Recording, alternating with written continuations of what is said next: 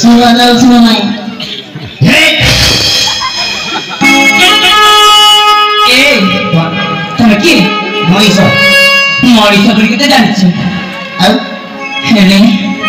तमे मो साथे जानि सुनी धक्का देछ अरे हां जानि सुनी धक्का हेनी लो अजाणते हाँ मु जानी आजिकल का पुआ मान चरित्र मु जानी हाँ कौन सुंदर झील देखिले मोर देहर स्पर्श पाइबा केते बाहाना करती कौन है अपमान हाँ